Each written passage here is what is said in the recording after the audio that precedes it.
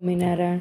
એકવાર ગોપાળાન સ્વામીએ બોટાદમાં ચોમાસું કર્યું અને સાધુ પણ ઘણા ભેગા હતા.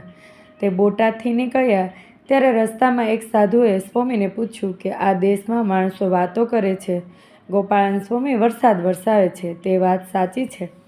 ત્યારે સ્વામી બોલ્યા કે વરસાદ તો ભગવાનનો કર્યો થાય, તો કાંઈ આપણા હાથની વાત ન હોય.